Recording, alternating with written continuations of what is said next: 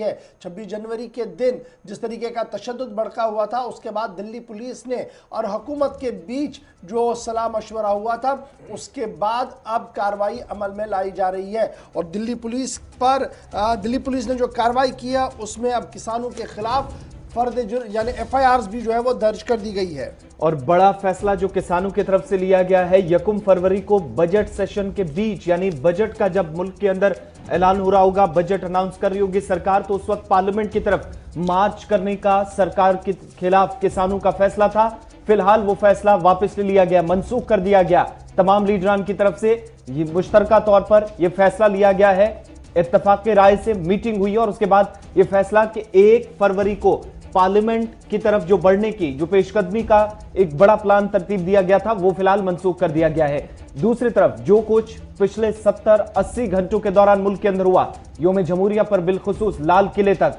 इसके बाद सरकार के 2 बड़े फैसले। एक तो ये कि दिल्ली के अंदर लाल किले को फिलहाल 31 जनवरी तक बंद कर दिया गया है, किसी तरह की सरगर्मी नहीं होगी, दफा 144 नाफिज रहेगी और सिर्फ 4 से 5 लोग यहां पर जो है वो मूवमेंट कर पाएंगे, गैर जरूरी तौर पर किसी को यहां पर जाने की इजाजत नहीं होगी। दूसरी तरफ सिक्योरिटी जो सख्त जब की गई, तब उन लीडरों के नाम भी सामने आए जिन पर यह इल्जाम लगा कि वो इन मुजाहिरीन को जो एहतजाज का हिस्सा थे, यौम जमहूरिया पर ट्रैक्टर मार्च का हिस्सा थे, वो बेकाबू होकर उस वक्त हालात खराब हो गए जब दिल्ली के अंदर तोड़फोड़ हुई, कई गाड़ियों को नजर आतिश किया गया, पुलिस को निशाना बनाया गया। इन तमाम चीजों पे जब मामलात सामने आए, पुलिस की तरफ से कार्रवाई जो अब तक की गई है और ताजा तरीन तफसीलात के मुताबिक 37 लीडरों के खिलाफ अब तक मुकदमा दर्ज किया जा चुका है। 90 से ज्यादा ऐसे लीडरान हैं, बताया जा रहा है कि जो कुछ इनमें ऐसे लोग हैं जिनके बताया जाता है किसान तंजीमों से इनकी वाबस्तगी है, इनकी गिरफ्तारी हुई है। 200 लोगों को अब तक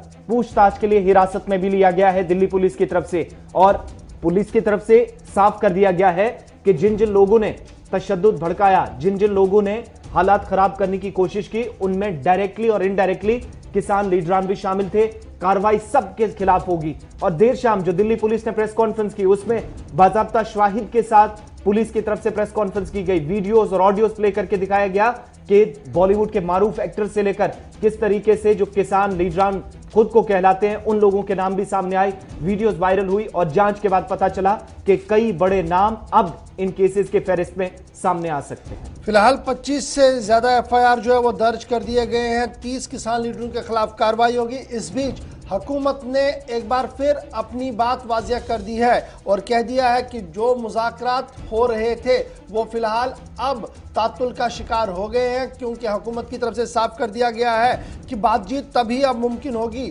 जो कानून बनाया गया है और जिसके तहत हम बातचीत कर रहे हैं और जो हुकूमत की तरफ से पेशकश सामने रखी गई है। जब तक किसान लीडर उस पर कोई गुफ्तगू नहीं करेंगे तब तक मामला आगे नहीं बढ़ेगा। यानी फिलहाल बातचीत का कोई भी सवाल ही पैदा नहीं होता है, क्योंकि सरकार ने अपना मन बना लिया है कि जनाब सिर्फ और सिर्फ बातचीत तब होगी जब किसान उस